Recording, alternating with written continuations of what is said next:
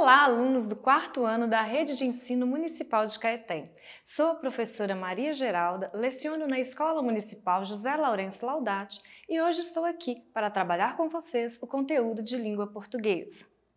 Vamos nos divertir através da poesia dentro do gênero textual das histórias em quadrinhos. Para darmos início, vamos ouvir o poema Convite de José Paulo Paes. Poesia é brincar com as palavras, como se brinca com bola, papagaio e peão. Só que bola, papagaio e peão, de tanto brincar se gastam, as palavras não. Quanto mais se brinca com elas, mais novas ficam, como a água do rio, que é água sempre nova, como cada dia, que é sempre um novo dia. Vamos brincar de poesia? José Paulo Paes. José Paulo Paes nos faz um convite para brincar de poesia. Vamos recordar? O que é poesia? Poesia é um conceito mais amplo do que é poema. A poesia pode expressar sentimentos, emoções. Ela comove, pode expressar alegria e também tristeza. A poesia não está necessariamente ligada às palavras escritas. Um quadro, por exemplo, pode estar repleto de poesia, assim como uma escultura, um filme, uma música e até mesmo uma bela paisagem, como o nascer e o pôr do sol. Portanto, a poesia contempla diversas manifestações artísticas e formas de expressão. Vejamos aqui alguns exemplos. A poesia pode estar ligada à arte, à dança, à música, ao poema, a uma escultura e a um filme. Bom, agora que já recordamos o que é poesia e sabemos que brincar com as palavras é delicioso, que tal deixar isso tudo ainda mais divertido através das histórias em quadrinhos? Isso mesmo! Você provavelmente já deve ter ouvido falar do Garfio, da Mafalda, do Menino Maluquinho, do Calvin e tem uma turma bastante irreverente. Isso mesmo, a Turma da Mônica. E uma curiosidade é que o principal autor de histórias em quadrinhos brasileiro é o Maurício de Souza, o criador da Turma da Mônica. Mas o que são histórias em quadrinhos? Para que servem? As histórias em quadrinhos, conhecidas também como HQ, são narrativas contadas por meio de desenhos e textos dispostos em uma sequência, normalmente na horizontal, com elementos visuais, ou seja, teremos elementos da linguagem verbal, onde aparecem os personagens falando, teremos elementos da linguagem não verbal, onde aparecem a expressão facial e os símbolos. Portanto, as histórias em quadrinhos geralmente servem para divertir o leitor. Bom, falamos que as histórias em quadrinhos é uma narrativa. E por que ela é uma narrativa?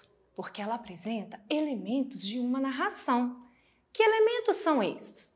Nós vamos encontrar o personagem, que é aquele que participa da história, podendo ser o personagem principal ou o personagem secundário.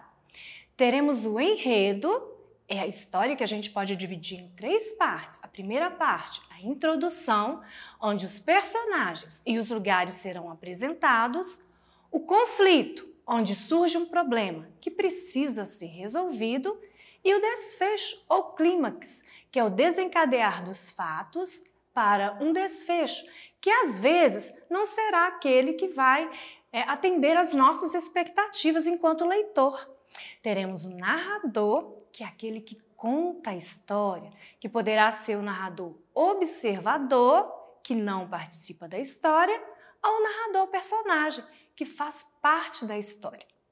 Temos o tempo, que pode ser o tempo cronológico, como o próprio nome diz, está ligado a horas, meses e anos, e o tempo psicológico, que está ligado às lembranças, aos sentimentos vividos.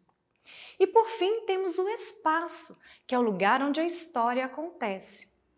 Bom, então faz parte das histórias em quadrinhos que a tornam uma narrativa, os personagens, o enredo, o narrador, o tempo e o espaço.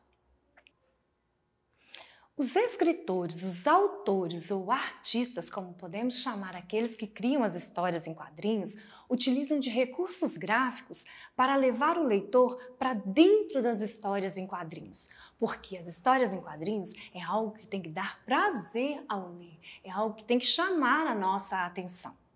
Eles utilizam os balões da fala, que servem para expressar os sentimentos dos personagens. Vejamos alguns tipos de balões. Temos o balão da fala do personagem, do cochicho, do pensamento, do grito do personagem, quando mais de um personagem está falando, quando o personagem tem uma ideia, quando o personagem está em dúvida, admirado, quando ele não sabe se expressar. Temos ali quando ele está choroso, triste, quando o personagem está cantando ou quando ele está zangado. Além dos balões da fala, temos também as onomatopeias, que são palavras que dão a ideia de sons.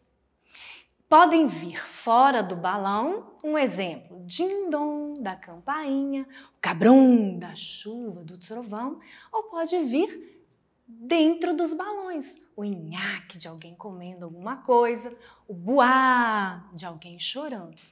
Então, os autores utilizam, além dos efeitos visuais, os balões da fala, que indicam os sentimentos dos personagens, e as onomatopeias, que dão a ideia de sonoridade dentro da história em quadrinhos.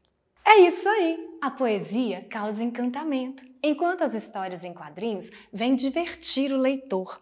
Viaje no universo poético através das histórias em quadrinhos, realizando a atividade do seu livro da página 60 até 72.